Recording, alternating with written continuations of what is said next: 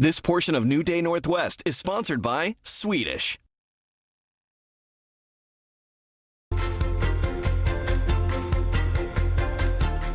According to the MS Society, nearly 1 million American adults have been diagnosed with multiple sclerosis, including a sizable number of people here in the Northwest. The MS Center at Swedish offers lots of programs to help patients maintain good health and fitness. Here with a closer look at their adventure program, please welcome Simon Gale, an occupational therapist and adventure guide at Swedish. That sounds like fun. And Susan Arietta, an MS adventure seeker. Thank you both for being here. Tell me about this program, how it came about, and what kinds of activities are involved. Well, the program was the brainchild of our medical director, Dr. James Bowen, and he's quite a visionary. And so he really, when I first hired on, he was telling me that people with MS have to, we're really seeking a cure for MS, but people with MS have to continue with the business of living, and this is our small way of contributing to the business of living.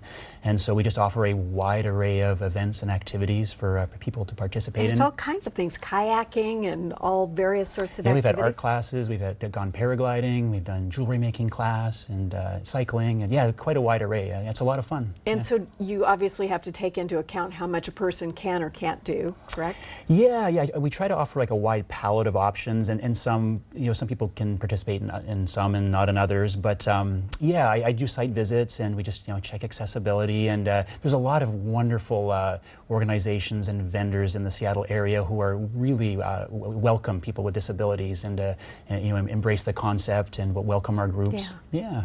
An adventure seeker you are, Susan. Yes. Tell me a little bit about how the program's worked for you. It's been really nice because it's been a safe environment, and I've had the opportunity to do things that I never thought I could do. Like? So that's been really reassuring. I think my favorite is the kayaking trip, annual overnight camping trips. My goodness, archery, we even did archery. That sounds like fun. Anything that's like recess, I think we should do more of as adults. And so what is the emotional environment like? You're sharing this time with people who are also managing their MS. Right, so like I said earlier, it's a safe environment, which is really nice because then you can feel free to share some things that someone else may or may not be able to relate to, but at least you have that common ground. There's such a wide spectrum with MS symptoms. So it's a nice, safe, supportive environment, and I think that's just been so meaningful to me to have that. That's something I never imagined I would have, and get out there and do it. So when were you diagnosed? I think I'll be going on 10 years this summer that I was diagnosed, of course having symptoms before that. And what was that like, the diagnosis, finally getting an answer to what those symptoms were about? It was really scary. My doctor says, let's sit down and, I think you have multiple sclerosis. And I said, well, what is that? I had no clue what it was, what it meant. So when I finally got to see a neurologist, I said, okay, what pill can I take? How can we fix this? And then you start to do your research, and you learn that you can't fix it, but you just have to find a way to live with it with the most quality of life that you can have and give yourself.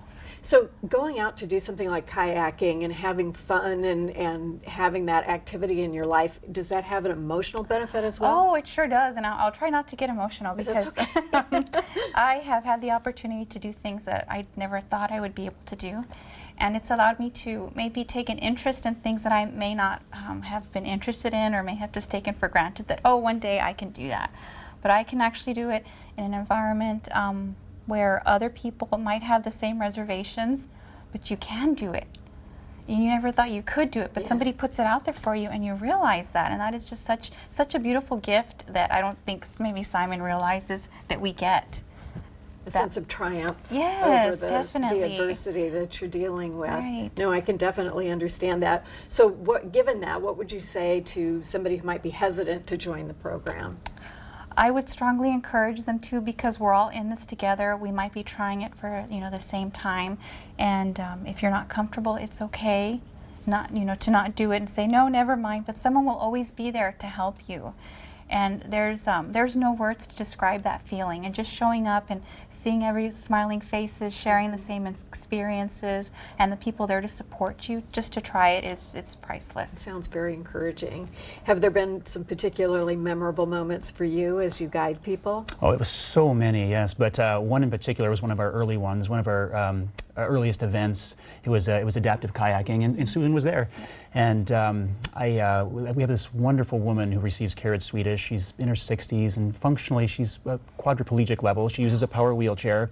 And her husband contacted me and said, could we join you for kayaking? And I gave him an honest answer. I said, I have no idea. And so I contacted the program manager from Outdoors for All. They're a great organization. And we came up with a plan. And come July 2016, on that drizzly Sunday, I think it was, we had a big transfer bench and a lot of helping hands. And we had a tandem kayak, and the kayak had outriggers on it and a backrest. And I will never, ever forget watching those two just slip off into the lake. It was magic. And so, and it really gelled for me in that moment that, you know, this our little adventure program, you know, it can be an important program, and I feel like a real sense of responsibility to do well by our people. So that's life-changing, you know, to be able to do something you thought you'd never be able to do. Yeah, and sure enough, they've joined us for many events since. That's so cool. And you mentioned the word adaptive. So you do, with all of these activities, there are various things you can do to make this possible for people who might otherwise struggle if they just went out to do this on their own. Oh, you bet. Yeah, there's so much technology and wise people who are willing to help out there. And when I first hired on, I was speaking with Dr. Bowen, and I said, "Gosh, I only know how to do a few things." And but I've come to discover there are, we just work with really good vendors, and we do site visits. We come up with a plan. I'm working on a skydiving event right now, and that's fantastic. Are you up for that? I'm gonna try it. Oh, that's awesome. That's really great. Let us know when that happens. Thank you so very much. We appreciate it. To learn more about the Multiple Sclerosis Center at Swedish and its Adventure and Recreation program, please visit swedish.org. We've also shared links over on New Day's homepage to make it easy to find.